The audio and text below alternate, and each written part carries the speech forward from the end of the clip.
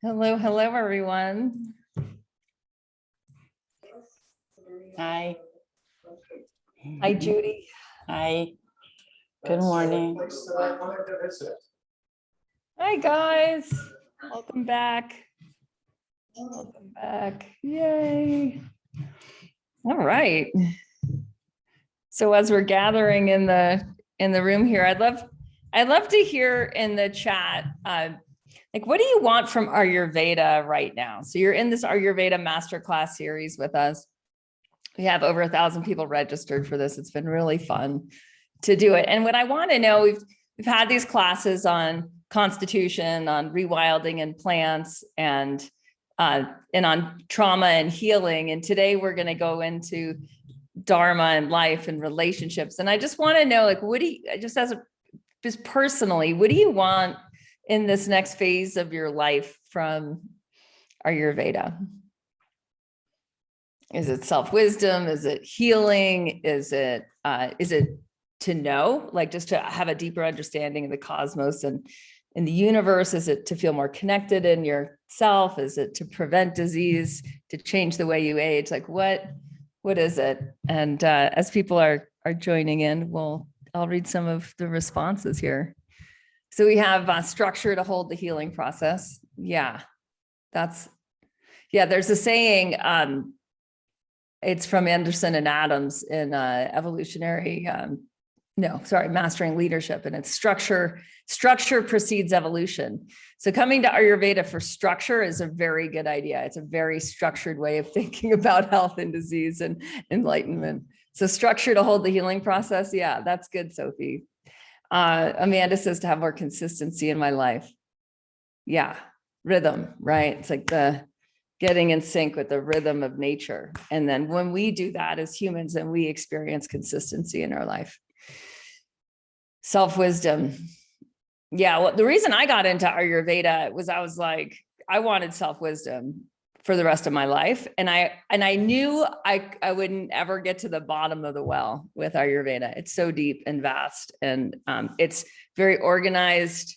So there's a lot of order, but there's an enormous amount of complexity within the order. So I felt like it was something that would keep giving back to me my whole life. And so far it's 20 years, 25 years in, it's knocked my socks off. Yeah, to let go of thinking there's something else to know. That's an interesting one. Or even like to see your own thinking structures. Like the more I started to, we're just hanging out, you guys, we're just chatting before we get started here on why we want to learn Ayurveda. It's hard to know the thinking structure you're in unless you can pivot into another thinking structure. So it's hard to even know your beliefs and assumptions about your health, about your body, about aging, about your digestion, about healing, about disease, about your immune system, unless you have multiple thinking structures that you can pivot between to even have perspective on the structure that you're using. Yeah, that was very helpful to me over the years to be like, oh, I have an alternative. I have a Eastern medicine, holistic thinking structure in which to operate from. Very, very different than growing up in an allopathic culture. We're also running the biggest experiment on humans and pharmaceuticals ever in just the last 100 years of humans and chemicals. It's not going great in certain ways. In other ways, it is. Okay, so to heal, to apply lessons from life to principles, good, to feel better as you age. I'd say that's the number one reason it makes sense to invest in Ayurvedic education is if you want to have more control over how you age. To me, that reason second to none will always pay back year over year. Okay, sweet. So if you haven't chimed in yet, it's great to read these in the chat. Yeah, awesome. So I'm going to introduce Robert. Robert, I'm going to co-host you. This is our fourth and final Ayurvedic mentor. Welcome, Robert. Robert, tell everyone where you're from and why you got into Ayurveda. Hi, everyone. My name, as Kate stated, is Robert. I'm living in Belgium, Brussels. And I got to know Kate in 2018, the year I started with my Ayurveda teaching to become a practitioner. And I have been thinking of it for a long time, but I took really action at, as I said, the end of last destiny. So what was the reason? Like what brought you more into Ayurveda? I am very much into wisdom about what myself is able to do with my structure, with who I live with society, and with the potential to grow. I'm not the youngest, so I lacked a bit of potential in the last few years, but I think I have still a lot to give, and Ayurveda is helping me and is teaching me to really take the most out of my life today and to keep on growing. So if you're not 20 anymore, don't worry. Everything you stick into Ayurveda and everything you stick into getting to know yourself, even at the older age, is everything one. So great to see you all here. Yeah, I'm glad you mentioned that, because that really is like I would say the number one feedback we get from members in Living Ayurveda course and Body Thrive is like, I feel better as I'm aging. I feel like we have 6-year-olds and 7-year-olds that are like, I haven't felt this good. I've like never felt this good in my life. And that's coming home to you. And we're going to talk about that today. Like, what is svasta? And you can write that word down. Someone can type it in the chat, SVASTHA. So sva is self and stha is seated. So what Ayurveda is, it's a system that enables you to get more deeply seated in yourself. And we talked about on the first masterclass, we talked about constitution and just the power of owning your own constitution. This is part in getting to know Ayurveda. You're on a self-healer path, and we believe that everyone should become their own self-healer. Now, the degree to which someone becomes their own self-healer, I mean, that's a spectrum from like A to infinite, right? And so you can go, and that's where the enlightenment studies really kick in, is at like the higher and higher and higher levels of self-healing into self-wisdom. And that's what we're going to tap in today, is like when you're fully embodied and seated in yourself, svasta, when you're fully seated in yourself, because you own your constitution and you understand your digestion and your immune system and your nervous system and how to operate at peak performance without much effort, what happens is a whole new world opens up. And so that's part of it. I just wanted to just quick review of where we've been. This second master class was about rewilding and revitalizing with Ayurveda. What we didn't touch on there, what we go deep into the Living Ayurveda course with, is the tree of disease, of like how the disease process really matches onto like rewilding yourself, and how plants grow, including like what are the roots of the disease, and what is the stalk, and what are the leaves, and what are the flowers and the fruits, and how does that work? And in understanding that, we get to unwind the process of disease and get more integrated into our ecosystem. So the idea is that as above, so below. The microcosm and the macrocosm are reflections of each other. So as you get more integrated in your ecosystem, as we talked about earlier, like your microbiome becomes more integrated into your ecosystem, which diversifies your genetic potential, which then enables you, it's interesting, to operate at higher levels of consciousness and to operate from a place of stronger nerves. Nerves is something we don't talk that much about as a culture, but like if you think back to, maybe even the last like 50 years, 100 years, different expressions about like nerves, people getting on nerves or feeling like the nerves are fried. Like our nervous system is entirely dependent on the microbiome.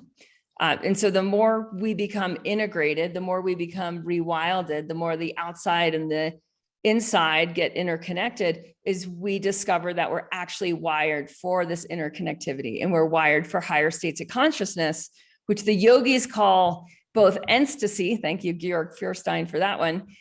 Ecstasy of like, what does ecstasy feel like on the inside? Right? What are higher levels of consciousness? What's that experience on the inside?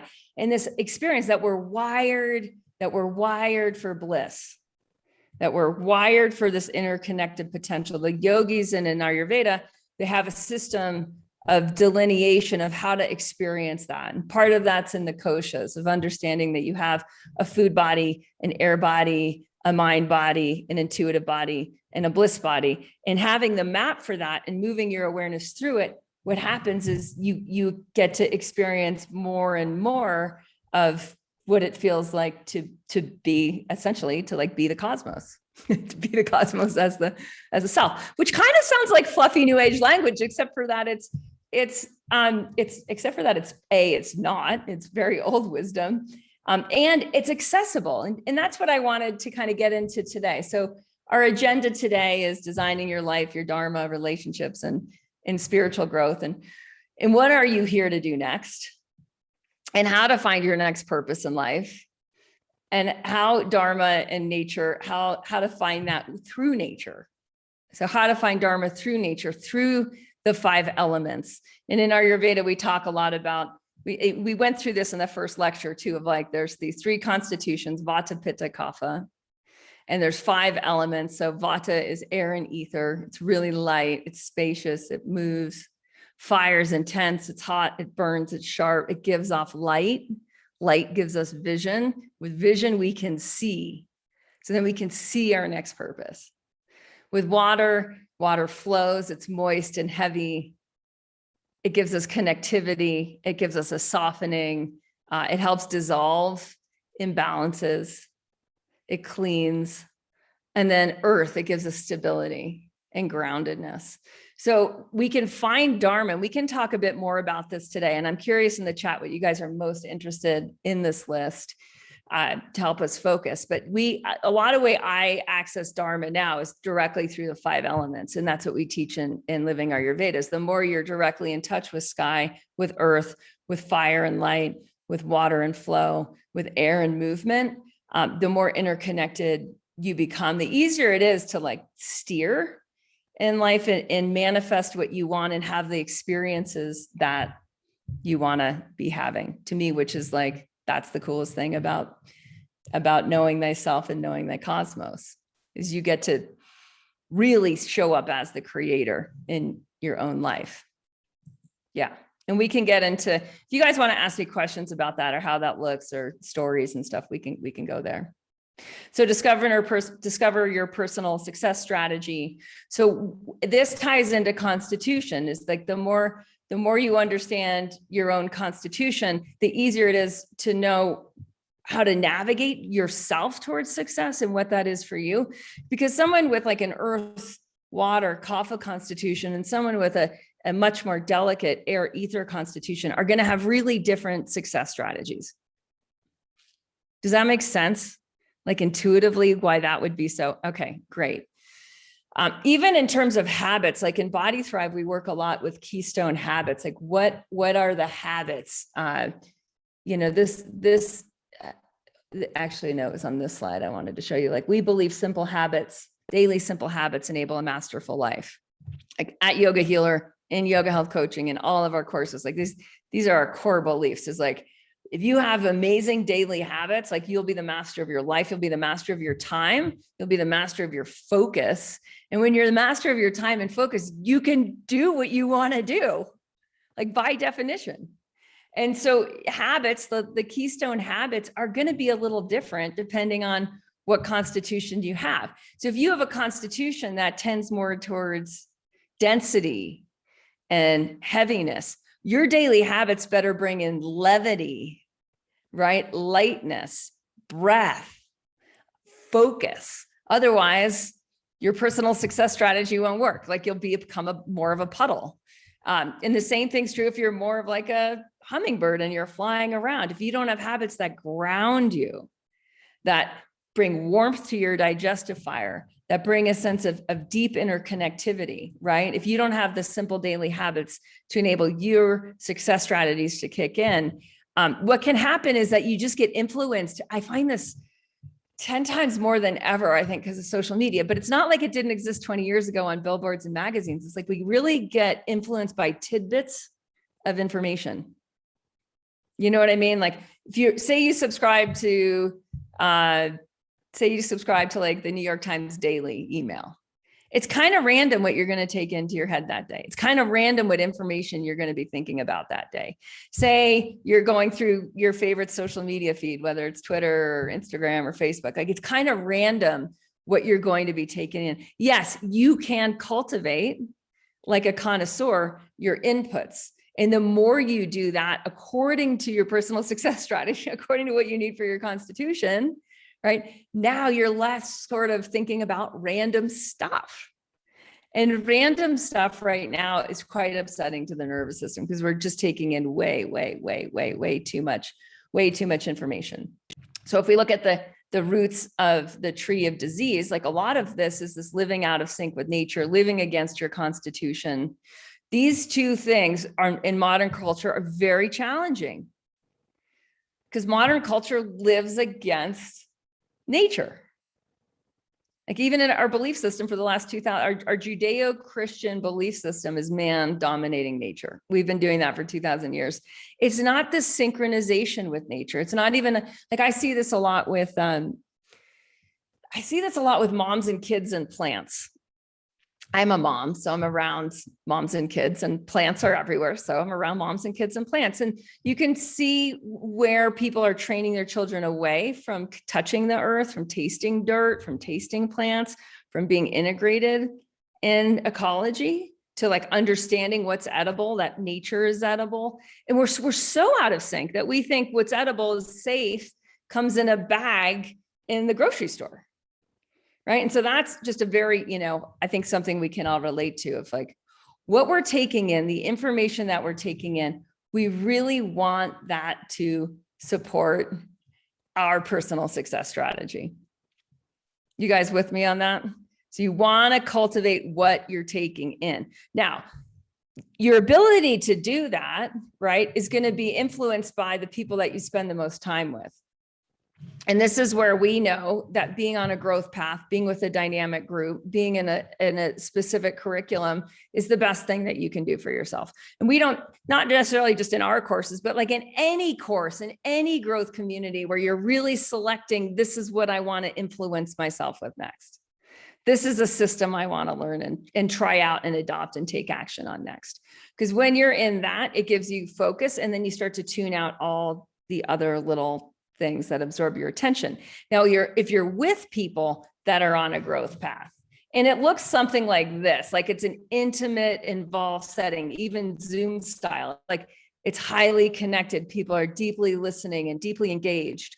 What happens is it accelerates your own growth. And then you're able to put even stronger filters on a lot of the sort of the chaos and the noise and the random information bits that come across your path. All right. So again, just coming back to this idea of like becoming your own self-healer, that's the foundation. That's if people don't have this, if they don't understand their constitution, if they don't have the daily habits that enable a masterful life, and I just want to be crystal clear, then like, what do you want next in your life? And your ability to like hit a target is going to be greatly, greatly challenged.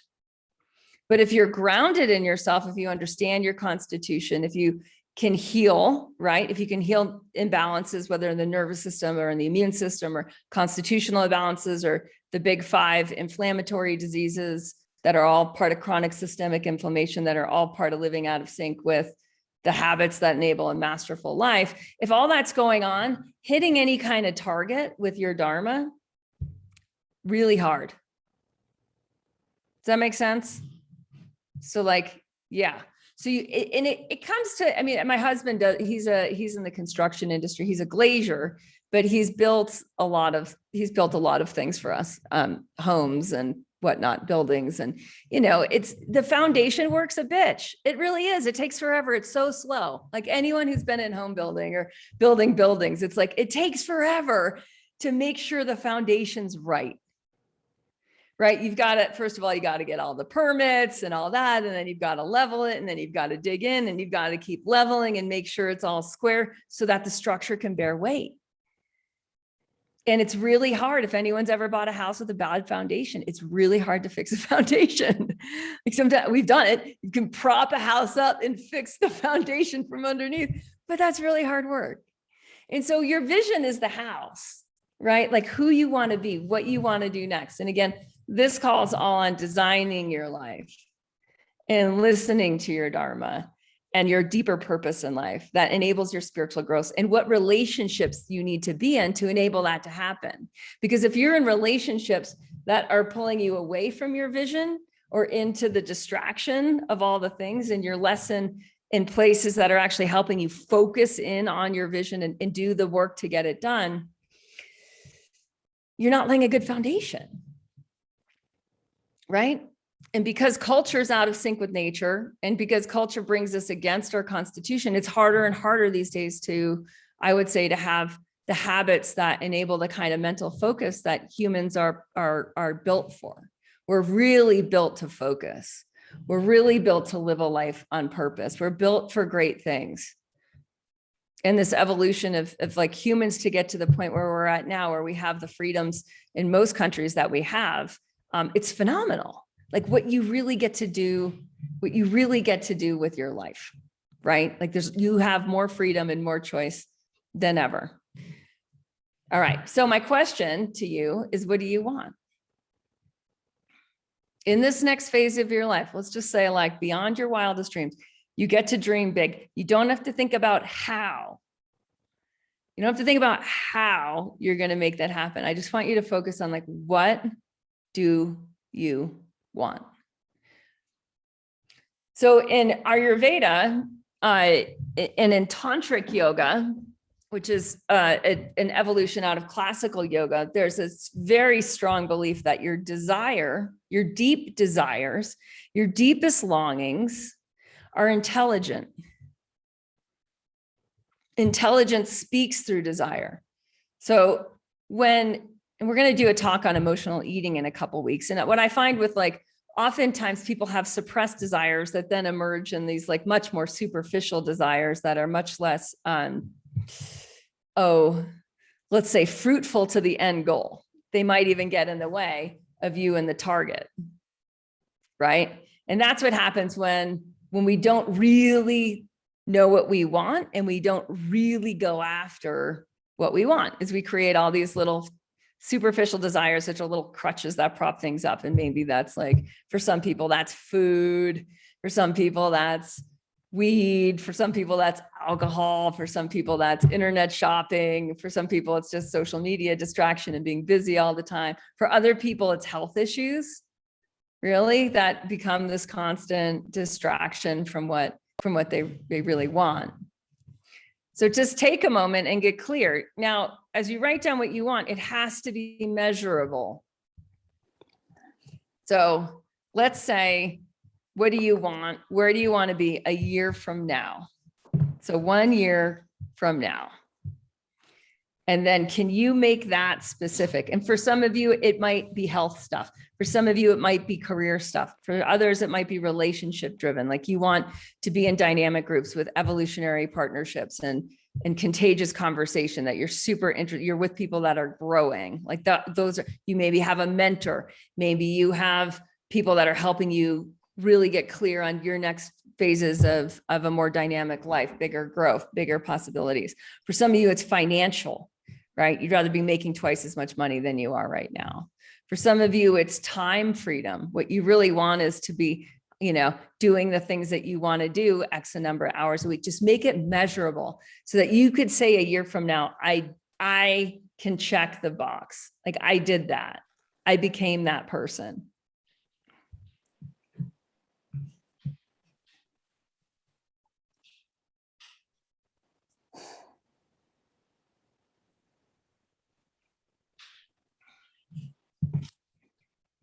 So we're saying of the 3-year target, we're just backing it up to 1 year. Like, where are you going? If I might jump in there, Kate, Yeah. Thinking about what you want is, of course, 2 or even more fold. What you need or what you want out of need, and what you want deep in your heart. I mean, there's immediate needs, as Kate was stating it. I mean, financial needs, they're straight away every month. You need to, have the money ready. And health-wise, I mean, you cannot do without it. So people are living a daily struggle with their health. Apart from that, there's a need, or there's a want that comes from deep within you, like we were stating in this workshop as well, the spiritual basis of what we're going into. And there's really a voice, even this might sound a bit strange, that is telling you what you need. And I think this is fascinating. If you look at what you really need inside you and go further than the strict appearances, and even talk to people and get more in depth, that will really bring you very far. Yeah. Let's talk about the spiritual growth side for a moment too, because I find that, when I got into Ayurveda, and I'll just pull up this image. It's kind of like a mix of this image and this image. Like, I wanted to know what this was all about. So I'm showing an image. It's kind of like an Alex Gray-esque image of the subtle anatomy. Like, what's this? Because the anatomy I grew up with was, it was like biology 101, chemistry 101.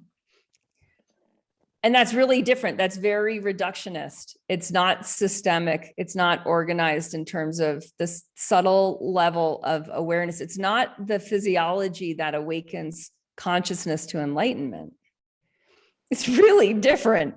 And it's beneficial. Like right now, like those of you who are going to do the yoga detox with us next, like I'm going to be talking a lot about cellular biology and biochemistry and lysosomes and what Agni, what the concept of digestive fire actually feels like on a cellular level, to tune people into that. So it's not bad that we have, like, we can name the tiniest particles in the physiology now. That's really good and important to do.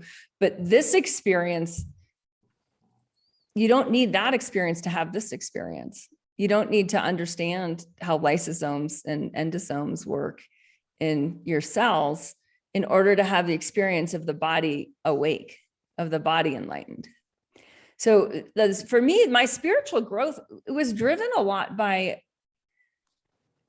a need to have a much deeper understanding of the cosmos in which we're living. I felt short-shifted in this with my, college education.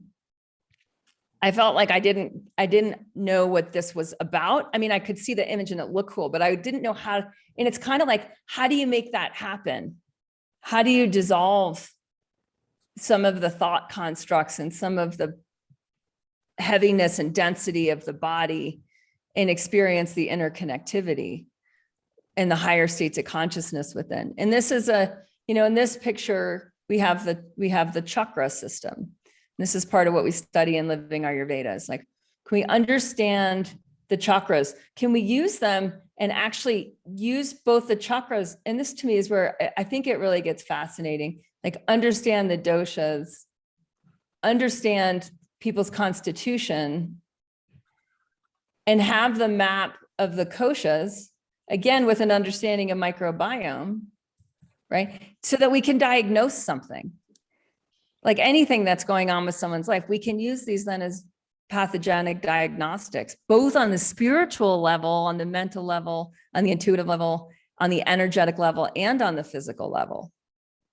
And this to me is where Eastern medicine, whether it's Chinese medicine, Ayurveda, or Tibetan medicine, is so fascinating. I got more interested in Ayurveda because of the subtle body anatomy, because of the enlightenment path with yoga was so much more, to me, clearly defined than the Chinese medicine Taoist route, which was actually a hard choice at the time because I spoke quite a bit of Chinese language and spent time in China. So it was a big choice for me to go leave China stuff and go into India Ayurveda stuff. But this is what I was like, boy, in terms of spiritual growth, like if this is what we're built for, I might as well investigate the technology. Right? Like we might as well know how the operating system, like what it's capable of. Because what you can do with an operating system, think of like a good computer. You can put really old software on a really good computer. You can put like a really outdated system on a really good computer and never know what the machine can do. And right now, because of the habits stuff, because we don't live in sync with time, right? So a lot of people, this is a clock. A lot of people are eating their heaviest meal between sunset, after sunset. We can even just leave it at that, except for maybe a month or two in the summer. Most people are eating their biggest meal, the most calories in the kapha time of day, kapha time of night, which doesn't have, you'll notice it doesn't have fire in it. It's not digestion mode. it's a rebuilding mode. So we're just like working against this kind of technology. So the way the subtle body starts to open, and when the subtle body's open and flowing, we have a lot more connection to intuition, and it's easier to figure out both what we want and what we need with much more clarity. We also enter this interconnectivity, this level of receptivity, because the center's meant to be, I just want to be clear here, like this doesn't happen if the channels are clogged with inflammation. And because modern habits clog, I don't have all my inflammation slides up. I'll find them for you. Because there's so much inflammation in modern culture, and in Ayurveda, inflammation is toxicity within the physiology, and it happens when there's too much on the mind or too much in the body. So if we're like constantly moving our attention from A to B to C to D to E to back to J to X to Y, that creates disorganization in the mind, which creates inflammation in the body. The symptoms of it will be the symptoms more in the mental and emotional body. So in this, it'll be in the pranamaya kosha and the manomaya kosha. And it'll block access to the vijnanamaya kosha and the anandamaya kosha. So you just get blocked. It's like the computer's capable of amazing things, we'll never know, because all we're seeing is what's on the screen. Right? And that's what gives rise to, I think it starts as existential anxiety, and then it moves into actually symptoms of overwhelm, of anxiety, of depression, of irritability, of where we're just not feeling like this on the inside. And then there's all the stuff that goes against the clock in terms of the habits. We talked about the food one. So if we're eating too late at night, or if we're snacking throughout the day, we don't get to, it's really kind of wild. We don't get to turn on the regenerative mechanisms in our cells, which require fasting time. Right? So if you want to regenerate daily, you'll have a habit. Again, then we're back to like, people do habits together. Habits are communal. We have a really strong belief here, due to 20 years experience, that daily habits enable a masterful life. One of those daily habits is fasting time, so that you have enough time. And it's usually, like for most adults, 16 hours per daily cycle for 24 hours will put you in regenerative mode. More than that puts you into more regeneration. So stem cells, those start to show up. Human growth hormone shows up after a few days with fast mimicking diets. Why we do our seasonal detoxes. You end up turning on those switches within your cells to digest that which is in the way. As that gets digested, the inflammation gets digested, bam, the inside opens up. You get to see what your operating system's really, really deeply capable of. Okay, so you know what you want. So let's look at this. Look at what you say you want. So whatever you wrote down. And then I want you to ask yourself, and we'll go from purpose first. Like, what's the higher purpose of that? So for whatever you wrote down, like what's the highest purpose, the deepest meaning, or the higher purpose of what you want, or even of what you need?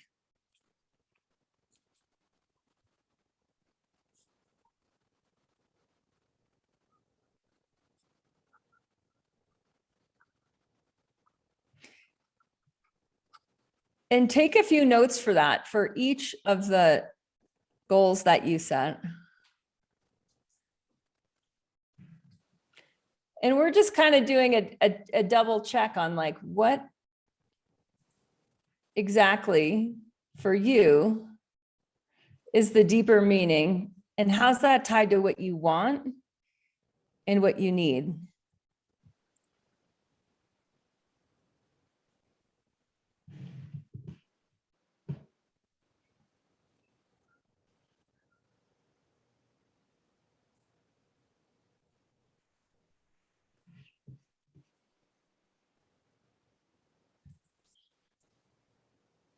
Now, this question of personality is to me super fascinating because Benjamin Hardy wrote this book. I love the title he gave it. It's Personality Isn't Permanent. It's a great book on how to see exactly how plastic your personality needs to be to fulfill a greater purpose than you're currently fulfilling. So whatever you've achieved this far, like whatever you've done, whatever you, and some people don't like the word achievement or ambition. Some people like the word fulfillment. Whatever you've done to this point in your life, there's a personality behind that. As soon as you go to a higher purpose you have not yet achieved, there's aspects of personality that will need to be developed. Does that make sense? Are you guys with me on that one? Yeah, you haven't done it yet. So the personality hasn't formed around that purpose yet, that goal yet. And to me, this plasticity of purpose, it gets very fascinating where that intersects with body type. Because there's so much we can shape shift even directly with the 5 elements in terms of what we need to become more like in order to get the things done. So for an example of this, like say there's a higher purpose of healing yourself. Say you have an autoimmune condition and you want to heal yourself. Now, there's habits and personality that back up what's existing in the current moment. Now, if you're on the other side of that, of like, I've healed myself, what did I have to become like in order to do that? And you can forecast that. You can look now at the future, and then you can design it in reverse. So say, for instance, you have a personality that like you're constantly overwhelmed and you're constantly overscheduled and you take in a lot of information that's kind of random here and there. That personality is probably not going to suit the higher purpose. Would we agree? You with me on that? Yeah. Okay. So that means that a new aspect of personality is going to need to be developed. One, again, that has the habits, that has the simple daily habits that enable the masterful life. In this case, a healed mind, body, spirit. So ask yourself, like, what personality are you going to need to develop? And this deep plasticity of the self is really cool. Like you have all 3 doshas to work with. Everyone has access to all 5 elements. You get to wield the power. You get to design your life. You get to even design your personality. You get to design how you use your equipment, including your physiology, your body equipment, right? Because this is what's possible. And you get to design for that. You get to design your relationships. And that's part of your personality, is who you hang out with. This is why we find our courses are so effective, is people find their people.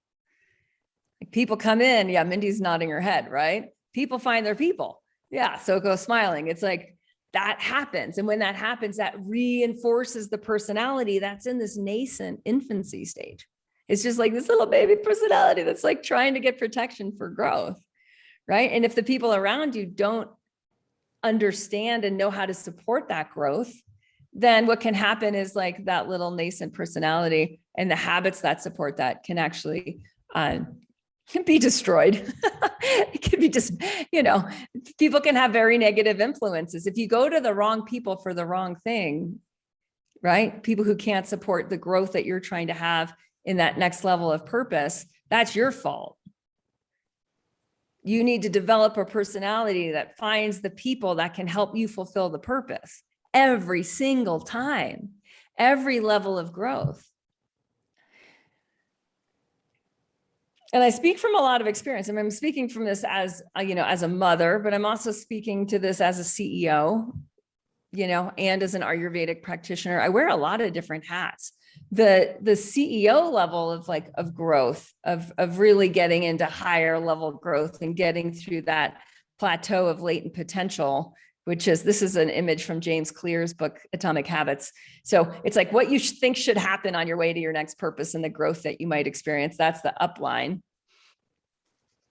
What actually happens is this valley of disappointment, because you're taking aligned action to your next purpose, but you're not seeing the kind of growth that you wanted. It's kind of creeping along. Having right relationships. So designing personality, again, the purpose, there's a personality. Who's around that person? Have you guys ever noticed that like who you're around affects your personality? Anyone ever notice that? Who you're around affects your habits, right? So if you're with people that are like overeating all the time, you start noticing like, oh, I'm stretching my stomach out. If you're with people that are intermittent fasting for long periods of time, you start noticing like, oh, I'm moving into deeper levels of autophagy. Right? It's pretty wild how it happens. So with your next purpose, I really want you to ask yourself of like, who needs to surround my person? Who do I want to be imprinted by?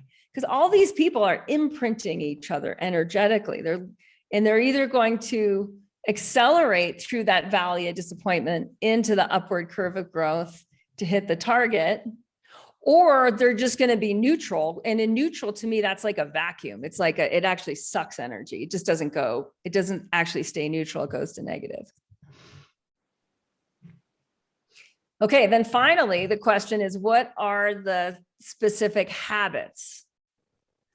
What are the specific habits that enable that new personality, the new aspects of your personality to develop?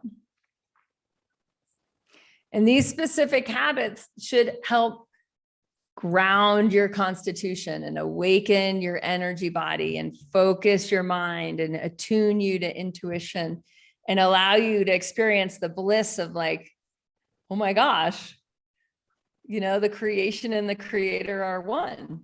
Like I can live in alignment with higher purpose and take action on that. So again, what are the specific daily habits?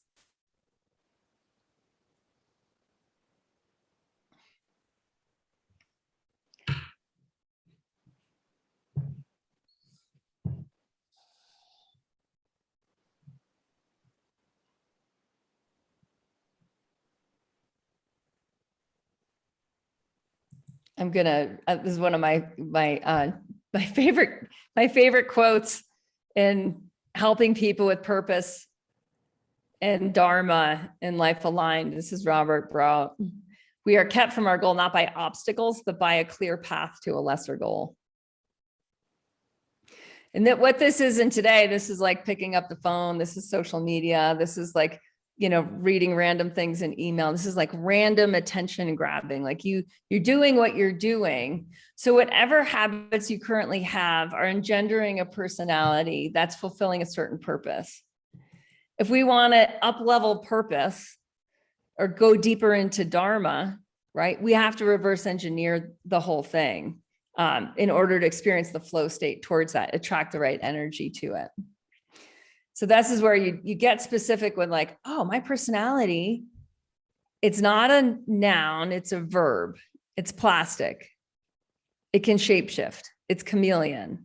How do I need to learn and grow and stretch next? Who do I need to be around to do that?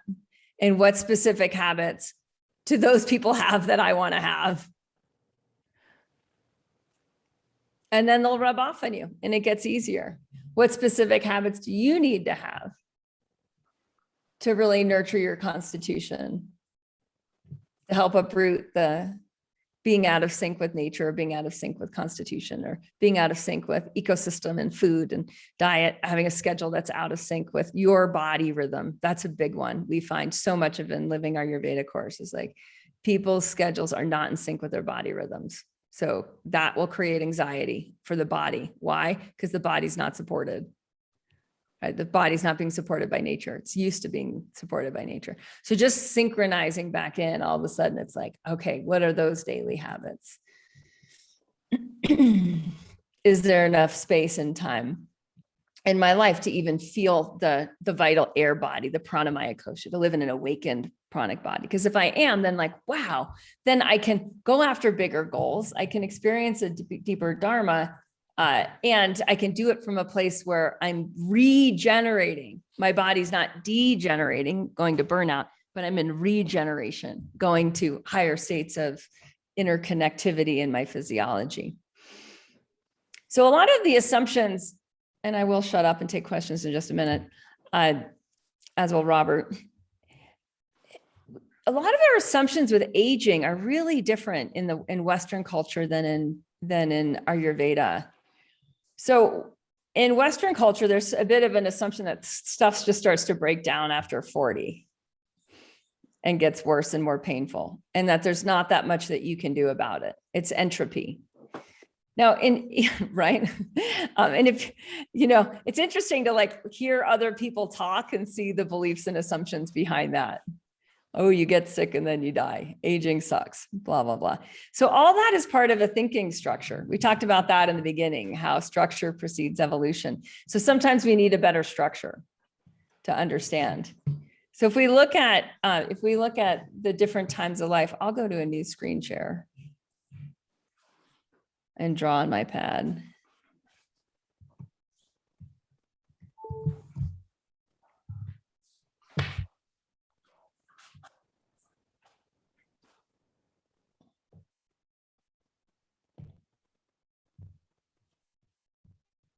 Okay, so if we look at times of life, like we can look at a linear structure of time of life and say, well, we've got conception, we've got pregnancy, we've got birth, right? We've got childhood, we've got teen years, we got young adulthood, we've got adulthood, we have elder years, and then we have dying. If things go to plan, if you don't get hit by a bus, right? We'll just say like, yeah, there we go. But we also know that time is spirally and regenerative. So there's that. If we look at this timeline though, what we would say in Ayurveda is we would say that this part from conception through, right around here, I'll just draw a dotted line, like right around the teen years, that this is the kapha time of life. In kapha, remember, ka is water, fa is flourish or nourish. So this time of life is all about the swirly water and nourishing and growth. It's why kids are mucousy, they're sticky. They often have more stomach issues than adults because their stomach lining is more, that's a kapha region. Then they go into teen years and all of a sudden they start getting, the hormones start to kick in. Now hormones, neurotransmitters, hormones, these are Pitta molecules. And Pitta is this fire, right? And fire, it ignites. And it ignites change. And this allows vision. So as a young adult, we should have a very strong vision for our life. That vision should be nourished from the teen years through adulthood, right? And so in adulthood, we're acting on the vision. And so this is all dominated by fire, by light. You can't see in the dark. So light, right, just the fire flames, light goes to enable, fire goes to enable light, light gives vision. So these are the visionary years. Then you go into the elder years. And this, it's a very gradual process right now, I would say, because there's so much great stuff in for people that are really into thriving. Like you can meditate, you can do yoga, you can nourish your microbiome. So you can really have a really very, very long, gentle transition from adulthood into elder years. And the elder years are extending and extending and extending. This time of life is operated by Vata. Let me try to write that legibly. So Va, V-A-H, you spell it V-A-T-A, but this comes from V-A-H. Va is the wind, and the wind carries. And it's carrying through expanding space, and space is not a vacuum. It has the intelligence of the cosmos in it. So it's just like massive expansion. And so in Vata time of life, you get to experience the subtler interconnectivity of experiences, which includes bliss, the bliss body. Now the bliss body here, it's being accessed through the subtle. So it's different than an ice cream cone. Like to a 2-year-old, an ice cream cone is bliss, right? To an elder, not so much, like not compared to sitting in deep connection with the cosmos that created you, not into seeing the world into terms of order and systems and being able to choose where to point energy so that it makes change, right? That's the wisdom elder. And that's the possibility in this. And you don't get to get, you don't get to get this if there's inflammation. So if there's chronic systemic inflammation, it blocks those channels that enable that subtler time of life to really experience the fruits of that time of life.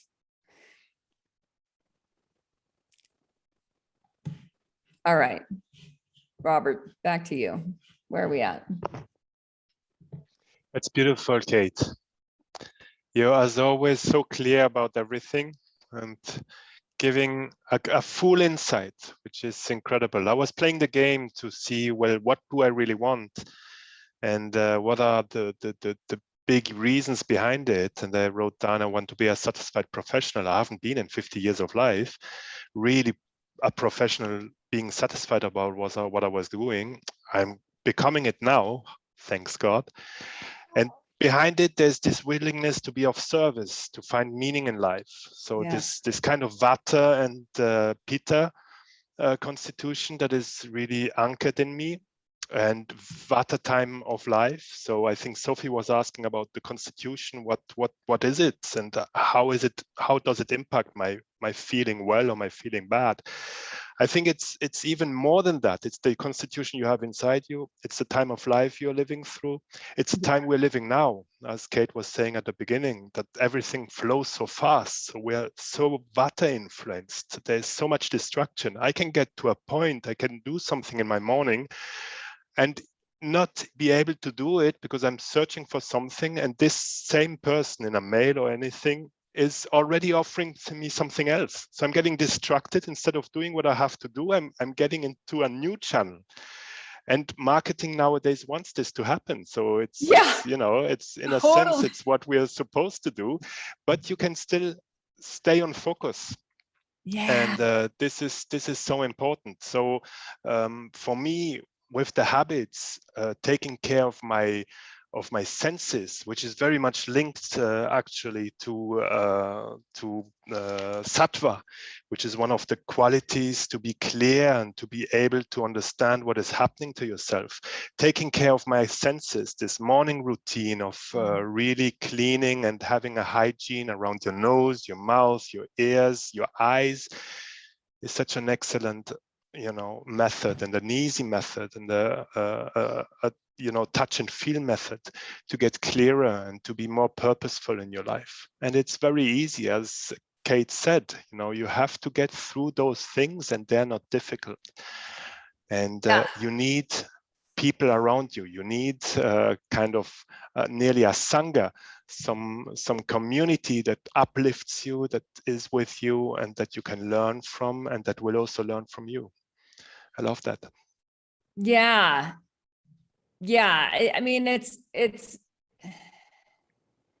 we often don't realize the culture that we're swimming in, and even what Robert talking about in terms of like self-care habits. A lot of people don't have habits, daily habits that enable long-term hearing, vision, smell, olfactory, taste, tongue, microbiome in the tongue to regenerate. Right. But in Ayurveda, like that's part of it. It's like, the body's regenerative, number one. So again, it's like you get to figure out like what the beliefs are. So in modern culture, we outsource our body wisdom. Phrases like doctor knows best. There are a lot more, and this is different country to country. It's pharmaceutical culture is very dominant in the United States. And because I live here, I'm super aware of it. It's less dominant in Europe. It's still there. It's less dominant even in Mexico, where I live part-time. So we want to know, like, within the cultures that we're living in, what impressions are we taking in through our senses, and how are we using those impressions to design habits? Because we do get to create our own culture in a way that humans have never been able to before, right? And we can thank the internet for that. We're creating culture right now by having these series of conversations together, right? Like we get to opt into listening to this instead of listening to Dad. Yep. Let me find my panel. Do you want a little blowjob before you go? Oh, we're being hacked. Let me see what's going on. Yeah. No, sorry, you guys. We're having a Zoom hack attack. Let me see if I can see where it's coming from.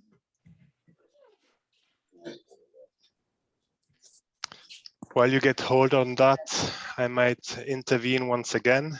Yeah, go ahead. And try to focus a little bit on my Dharma, or this Dharma idea of being able, to keep on focusing on what you really want. Actually, the Dharma in Ayurveda is an idea of something you have to do.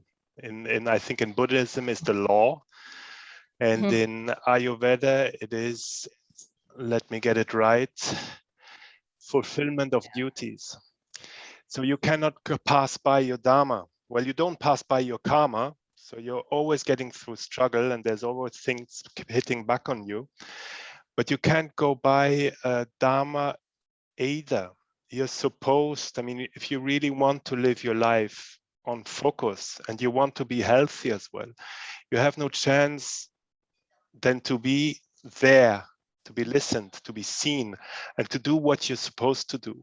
Now, this you have to find in yourself, and you have to dig deep, and you have to look at everything you go through, your health, your trouble in managing relationships, your difficulties in the job, your habits while you're not, on focus with family or with your job. Sometimes you go into procrastination. That is a typical way of going out of this frenzy life we're living. You can't do anything less than fulfill your duties, and it can be really a great experience. But go that way, go towards it, be able to focus and to live on purpose in order to see what you're able to do. Yeah. And I think this is really what we are thriving for in this growth path we're living through, and trying to get to our better, or close to our better self, and being able to keep on going. Dharma is, Kate says, Dharma is volatile. It's moving. There is no one final stage. You will continuously be able to keep on growing, and to see what the next step will be, because you become more capable of giving, of taking, of living through what before seemed to be a complete limit to yourself. You're going further. You're being able to grow through it. Yeah, this question around like what is Dharma, and I'm seeing it in the chat as well, is like, so one of the some of these words are very old, and so have old roots, and so part of the root of Dharma is duty. So say you're a mother or a father, right? You have duties by the nature of that role. Right, just by the nature of that role. Say you're also a daughter or a son. You have duties to your aging parents by nature of being in that, by being in that role. And it goes into profession as well. So if we look at it in terms of, even if we look, because there's this question around constitution, around, Vata, Pitta, and Kapha constitution. And I'm just doing this quickly. This Kapha is very, very strong. I would argue, and this is something that we do, I would say we start on this in Living Ayurveda course, and a lot of people keep going on our 2-year Dharma journey course in Master of You, where we have an iterative system for hitting goals on time, for manifesting bigger purposes and potentialities on target. And my sense is that it is quite linked to constitution.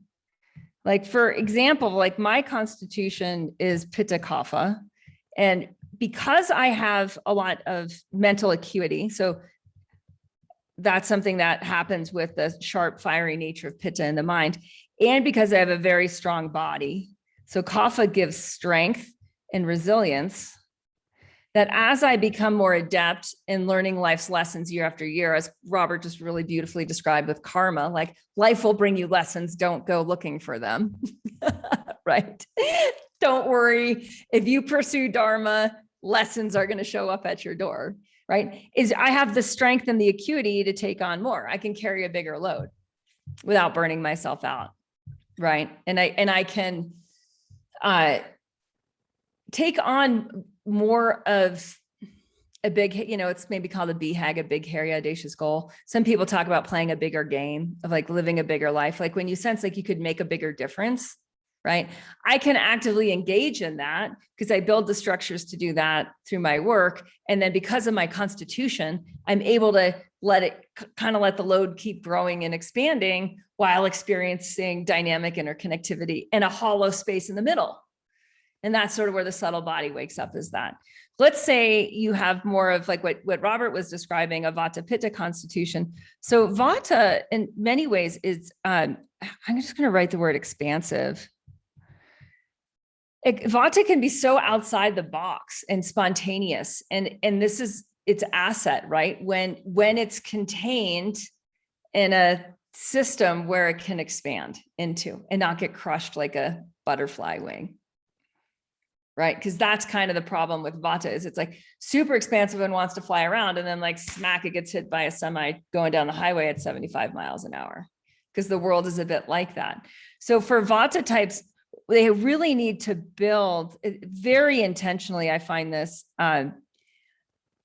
all types need the right people around them to flourish. Whenever you're taking on more duty, you're saying like, I'm going to choose duty. I don't need that to be specific to Vata. It was kind of my point with that last slide. Let me see if I can find it really quick. It's like I often draw these pictures of these culture crocs.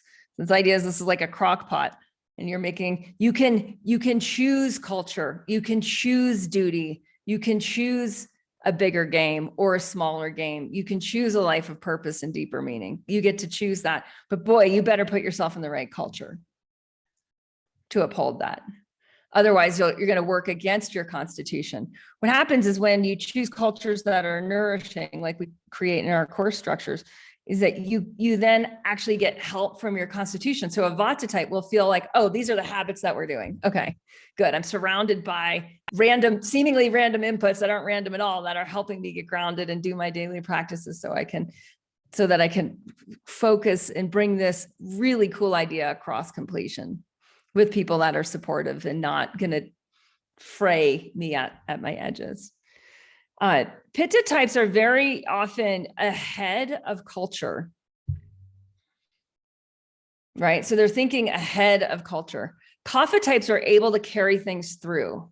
And it's so important. Like we all have all three doshas. We all have all three of these forces within our constitution. I keep saying too, in terms of these times of life thing, like right now I'm 48. So I'm like, I have a few more years before I probably have at least a decade or so left of the Pitta time of life for my constitution. And I'm kind of like, what do I want to learn? Like, and even right now between 48 and 50, it's like, what are some of the duties? Like, what would I like to learn so that when I go into my 50s, I have those things dialed in. So for example, when I was in my 20s, I was like, I better learn how to have a body.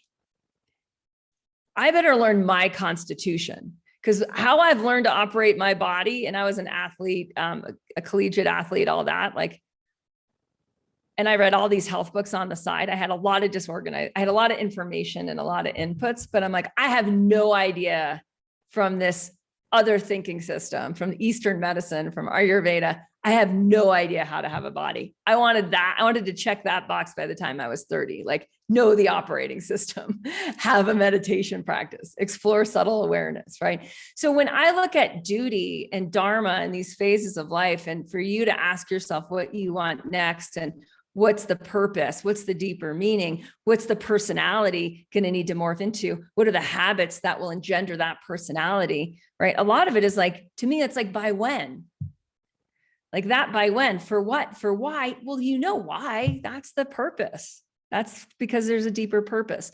Now, I do believe that what you desire desires you. I do believe that like what you are called to, you have a duty to uphold. I believe that. And I not everyone has to believe that, but it's a belief worth playing with. It's a belief worth tying on, because how that can change your personality and change your life. What I experience from that belief is it keeps leading to a life that's beyond my wildest dreams. It's pretty amazing. It's pretty wild. It keeps opening up new horizons. And that's because of that expansive nature of Vata. So Vata is what is the dosha that will perceive Dharma, right? Because it's expanding into new territory.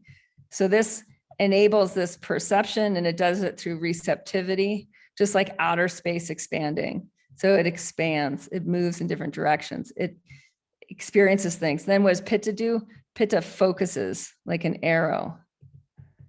Then what does Kapha do? Kapha grounds, and it makes it real. It makes what real? It makes your vision real. It makes it into actuality. So it goes from being super etheric to just receiving to, wow, strategy. How am I going to make it happen? That's strategic focus. To, wow, it becomes real. And then the cycle begins again and again. So my belief around duty, that duty part of Dharma, is what you're perceiving, you have a duty to uphold. Like what you're seeing, what your insight is, what your desire to contribute is, right? All of that, because that is showing up in you as you, that's where that duty comes in. And if you don't, what are the consequences? It's kind of like this. So like here you are with your bow and arrow, right? And this is really fascinating. I picked this up from Jordan Peterson. He says that, and many of you have heard me say this a few times, but that meaning, and he asked it as a question in his 1996 Harvard University lecture on, it's like a 300 level psychology lecture. He says, what if, I love this, what if meaning is an orienting reflex? Like how we orient towards the target, towards what we want, how we orient towards the target. What if that's meaning? Well, then the next question is, how are you perceiving what is meaningful? What is your life of meaning? And the way I look at life, I like to say next chapter, just solve for next chapter. Don't make it too much bigger than that, or you'll get lost. What is your next chapter of deeper meaning? That's an orienting reflex, because you're perceiving it, right? Like you're the one who's like perceiving it, and we'll put it in a little dream bubble. This is, we'll just say your dream. Then that's your Dharma. Why? It's coming from your heart. So that becomes your Dharma to uphold. Uphold. Cool. Q&A, anyone? If you actually, let me show you a few more things. I know people have got to go, and we've already gone over, but I just want to say I'm supposed to be pitching my Living Ayurveda course. The pitch. Yeah. So, I mean, what it comes down to is if you want to come with us, you've got to get in now. It's yogahealer.com/conversation. You'll talk to Anna. She'll get you in the right place at the right time. Right now, people who are signing up, let me see if I have this link wrong. I think it's just Living Ayurveda, or even just Ayurveda will get you there. I'll put this link in the chat. It'll change your life. That's all I have to, that's my pitch. It's like, I promise it, like everyone who's gone through that course, we've been running it. I've been teaching it since 2007. It's so cool how Ayurveda becomes you. So if you're smitten by Ayurveda, I promise we know what we're doing. You'll have a very, I would say, innovative experience of Ayurveda. We are grounded in where it's been in the past, and we're really aware of where it's going in the future. And I'd say that's, it's really quite powerful. So the people that get in next, I just want to mention, I have a 2-day online Master of You workshop, September 9th and 10th.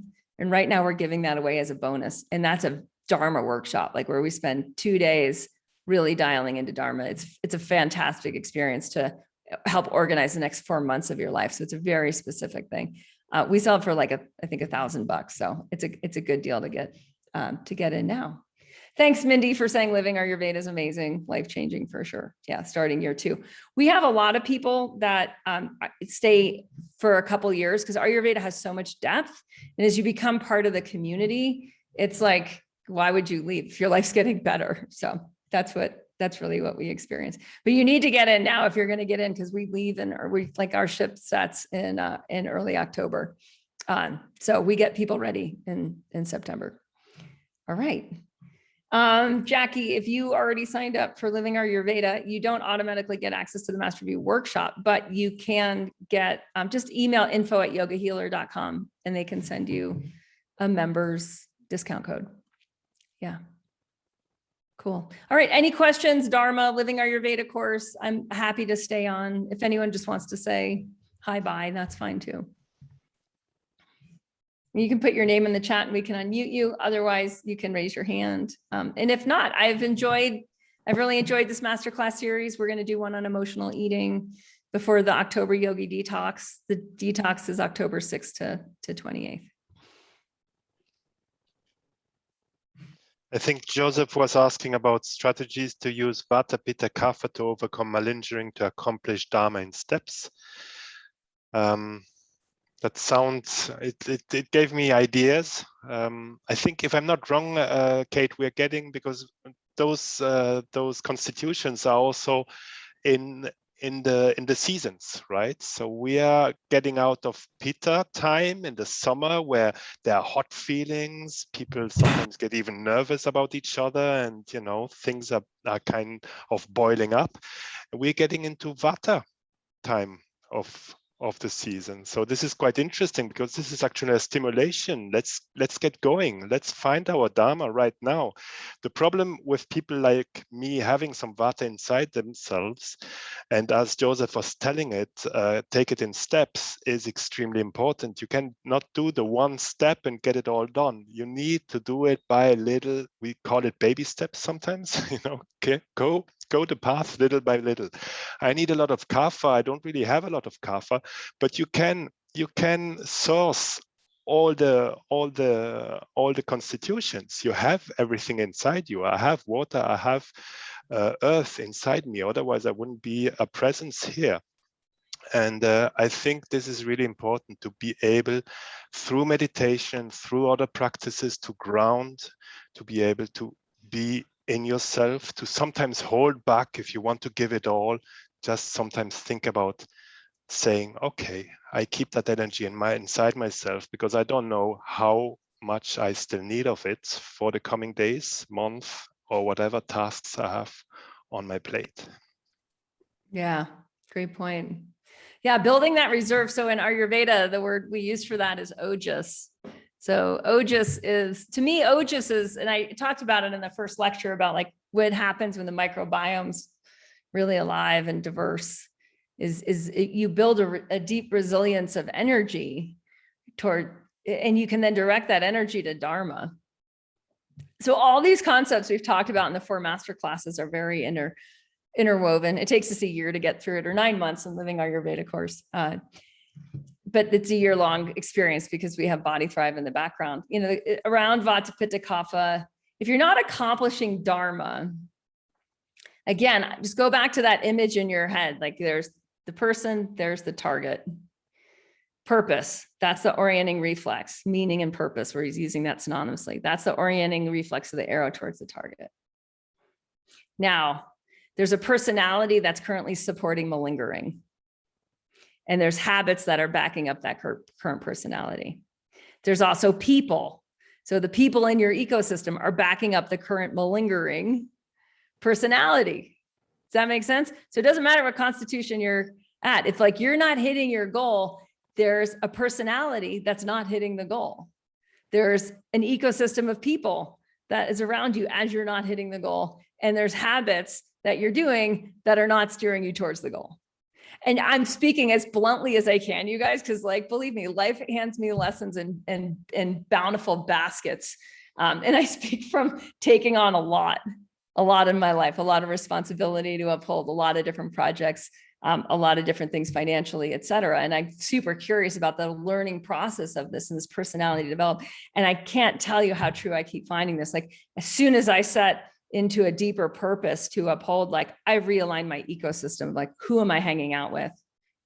What courses am I invested in? Who's teaching me? Who am I paying to mentor me right now? Because I haven't done that before, but somebody has, right? Somebody has.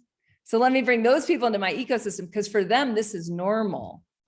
They already have the personality that's hit the target. It'll rub off on me because our habits are communal, right? And so we have to be willing to look at it that way rather than give ourselves the next to-do list.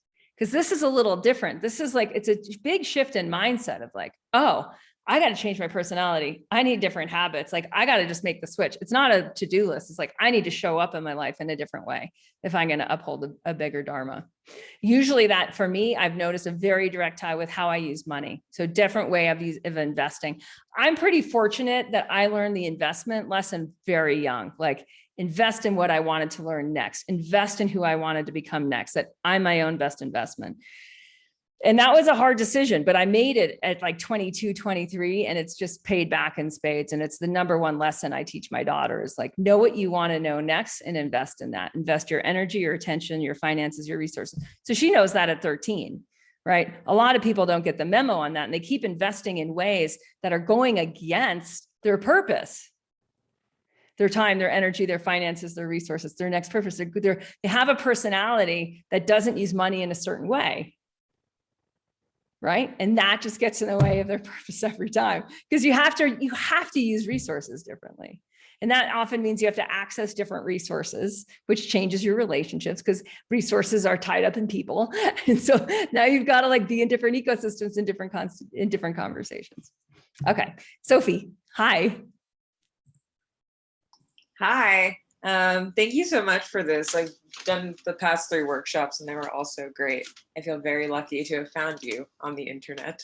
But I had a question kind of going back to constitutions, as I just really struggled to kind of figure out what mine is. And I think for me, I know in your workshop you had talked about how to identify what your natural constitution is when you're maybe carrying excess weight. But I wonder what the inverse of that would be. So let's say if you're underweight. Yeah. I've been struggling on and off with an eating disorder since I was like a young child. Yeah. So it's hard for me to even look back to childhood to know what is natural or what's kind of an imbalance. Yeah. I'm just thinking, let me pull up, I'm going to type in yoga healer eating disorder because I have done a podcast. Actually, I think I didn't title it eating disorder. I titled it anorexia, but I would love for you to hear this podcast. So I'll put the link in the chat, you guys. And it really helps you get tied into Agni. So in Living Our Ayurveda course, why am I pulling up it's pulling up the blog post on it. I want the podcast on it. Well, I'll just give you this one from Libsyn. Okay. I'll put this in the chat, you guys. So if you wanted to Google it, you would just Google yoga healer anorexia, but I'll put it in the chat. All right. So Agni is the digestive fire. I talked a little bit about it today with lysosomes and that regenerative this is a big conversation right now in Living Our Ayurveda courses. We're going to get much deeper into cell biology and like how these ancient concepts, how you can feel them in your own cells. So with eating disorders, there's a disconnect from how the outer ecosystem nourishes the inner ecosystem, and then how from an enlightened human beingness, you live into Dharma, which then you're affecting your outer ecosystem because now you're an active creator agent. And so a disruption happens from culture with eating disorders where we get mixed messages, whether it's, usually there's levels of family culture or core people culture. And then there's societal culture, the society's beliefs and assumptions that we're living in at large. And these create filters in which this natural, remember like Ayurveda, the tree of disease, living in sync with nature, living in sync with this inner and outer nourishment.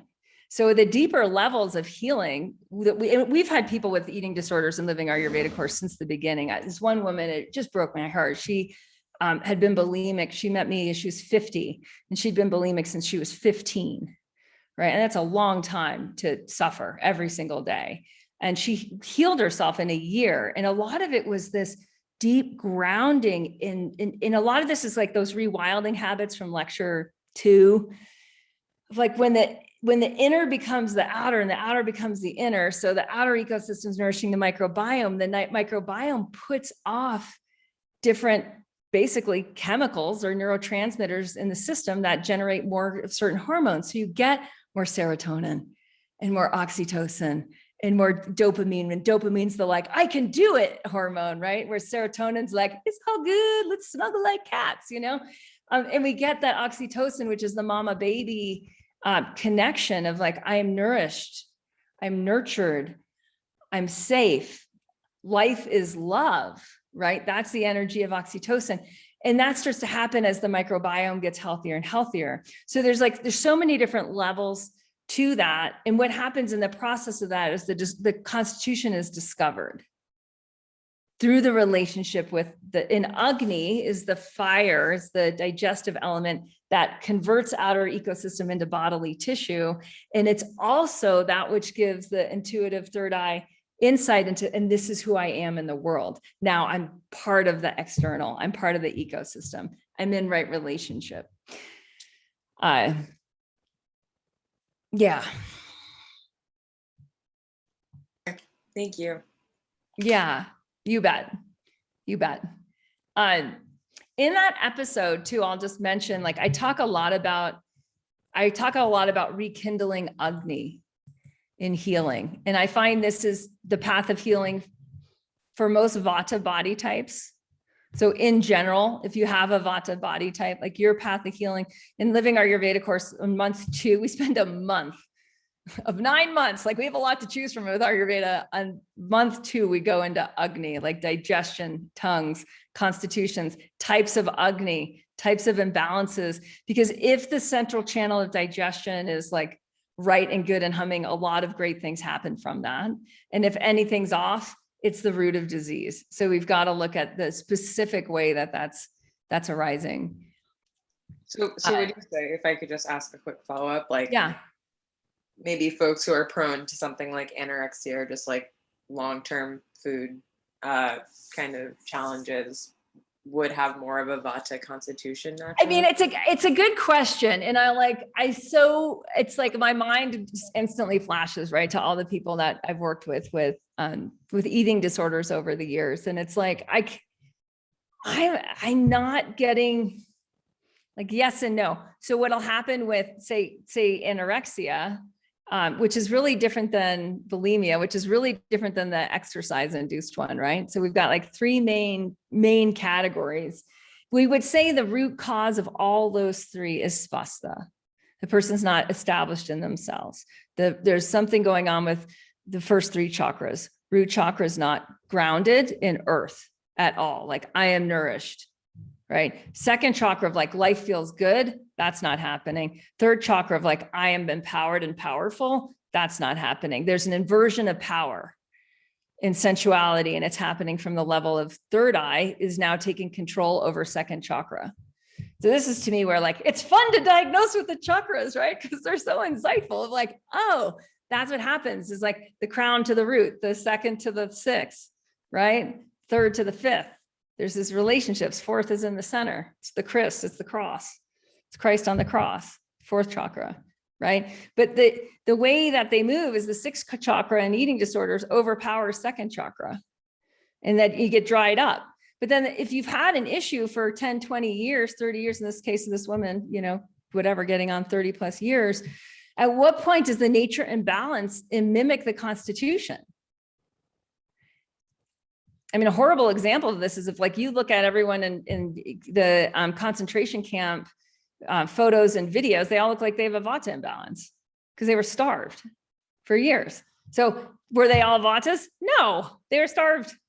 With anorexia, you're starving yourself. So it's going to appear to be more Vata, right? But it's like, at what point are you using an imbalance? That's Vikruti. Someone asked earlier on of like Vikruti versus Prakruti, right? It's like at some point, the nature of the imbalance, if it's long enough, it starts to look like constitution.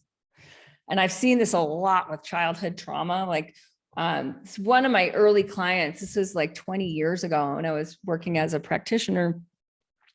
She had all these vata imbalances and her constitution could not have been more kapha. Like dense, strong, like big tongue, big facial features, big nails, big hands, big bone structure, very rectangular, not like more of like square shape. And I was like, where is this coming from? And, and I was pretty green. It was 20 years ago. So, I was kind of new. And then we hit the childhood trauma and these levels of abuse. And it's like, that was so deep, so early that it shifted on the kosha level. It shifted the pranic body, affected the nervous system, and then it created all these other symptoms down the line, so that hit at the different stages of life, because certain situations, like symptoms will hit a toddler different than someone in middle age. So then those symptoms, but it's the same energy that's causing the systems to malfunction at the different stages, giving different symptoms. So yeah, I won't draw generalizations on eating disorders right now. But I will say we can help you. I know we can help you. Yeah. Yeah. Yeah. Yeah, you bet. You bet. Ayurveda is so loving. Like it's the science of life. So life itself is love and loving. And there's this deep, deep self-love and deep self-compassion and connection that's actually built into the language of Ayurveda. And that for me was like really helpful to understand, like kapha. Oh, kapha means to nourish with water. Like that's that dosha. So if I'm not doing enough of that in myself, like I need to cultivate kapha. Okay, how do I cultivate water? How do I cultivate earth? What does that look like at the level of specific daily habits? What does that look like in terms of people that I'm taking input from, that I'm influencing my mind with? Like, how am I bringing in those elements into that? Because now it's going to start to affect my personality, get more grounded in who am I in this lifetime. Yeah. Okay, cool. And then listen to the healing one again, like last week, because after this week, that one will make even more sense to you, I think, Sophie. All right, cool. Elaine, hi.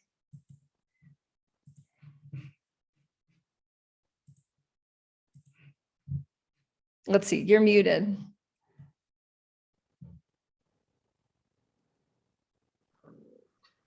As you enter the Vata stage in life and you're looking for new Dharma, do you look more at the stage of life you're in or at your constitution? Because I'm a Pitta kapha like you are, and my career fit very well with my constitution. But I'm getting ready to retire and looking for new outlets for myself. Yeah.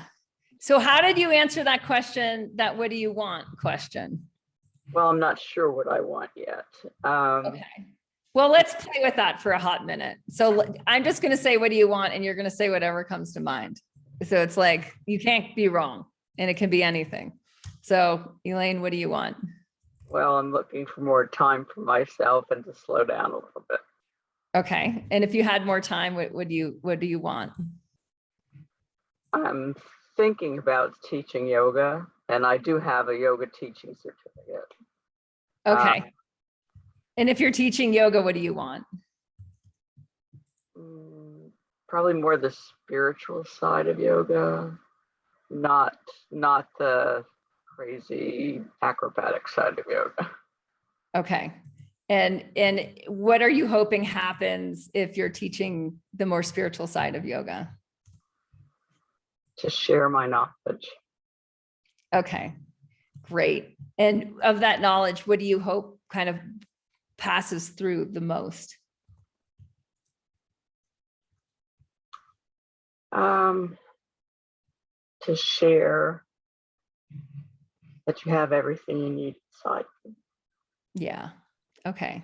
So right there, you feel the meaning in that? Like that, we just hit meaning. And people could hear it, your voice changed, right? It's like people could feel at that level of like, that's meaning. That's meaningful. So that's the Dharma. And my guess is like, you probably had to learn that the hard way, right? Yeah.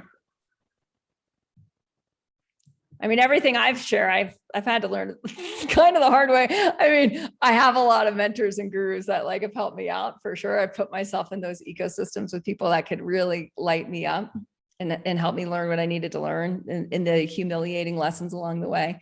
But when you get to that, like you just want to help other people do that. And you're clearly speaking from that. So your constitution, because you have strength and grounding and vision, they're part of Pitta Kapha's natural gifts. You get to uphold that with that strength and that energy, and with eyes on the prize. That's the vision of like, it'll make a difference. So who do you want to help? Is it more of your peer group, or is it a different generation, or is it men, women, anyone, people who want spiritual growth, or people who want to feel good? Like, what is it there? Probably people in my own age range, I would think. Yeah, your peer group. Great. So when you feel into that and let yourself focus on that, like that itself will change your personality.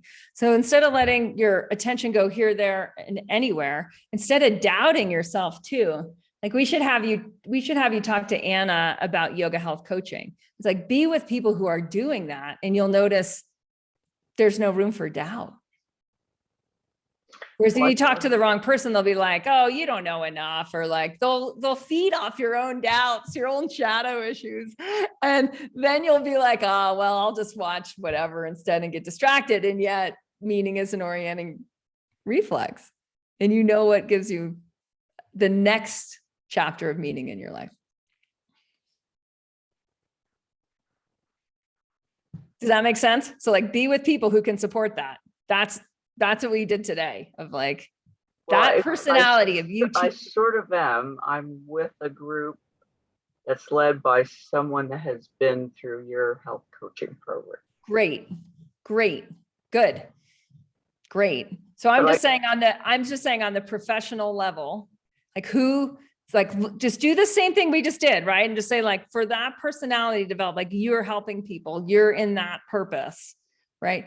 Who do you need to bring into your ecosystem to help you do that, to help you keep your vision steady? Because then your Pitta Kapha nature will kick in. That steadiness of Kapha will kick in around that. So the Vata thing my habits and everything should still center on Pitta, not Vata. The habits I've really come to this place, you guys. In my first book, Body Thrive, is on this, like habits are same for everyone. The keystone habits within the general habits. So the habits are the same for humans. It's like, we're based on circadian rhythm. We've got to live in attunement. If we want to experience the subtler body, we have to be in attunement with circadian rhythm, with nature. And so then within those habits, if there's certain ones that are like a keystone habit for people that have enough kapha in their constitution, is you have to move in the morning. You have to move before you eat. You have to move before you think. If you're already thinking and you haven't moved, you're in the wrong order. Your yogis will call that akrama. You're out of sequence. Whereas for a Vata Pitta type, they might need to move a little bit, but they might just need to move more breath. They might need to do just a very gentle stretching practice and sit and move subtler energy. But for someone with more dense energy, you have to like bring out the bellows and like move the arms and the legs and do the full, like break a sweat. And that'll wake you up enough to live in purpose for that day. Yeah. Thanks for your question, Elaine. Thank you. You bet. All right, you guys. Thank you, Robert, for today. And thank you all for being here. We've had a super committed audience. It's been fun. I posted the link for the Living Ayurveda course. So if you guys are interested, apply. We'll walk you through the process. And then you can join the bandwagon. Anyone who wants to unmute? Yeah, you bet. Thank you all. That was excellent. I loved it. And so early in the morning for all of you. Great applause. It's end of the afternoon for me. And we're missing our Australian contingent today. So love to them on the replay. Yeah, you guys will get replay emails. So if you're missing those, just check your junk mail. Okay, awesome. If anyone wants to unmute and say goodbye, you're welcome to. Thank you. Thank you. Thank you. Bye. Thank you so Bye. much. Wonderful. Thank you. Thank you. Bye. Thank you so much. Thanks, Thank you, everyone. Kate. Nice to you. meet you, Robert. Thank you all. Yay. All right. Yay. Brian, thank you.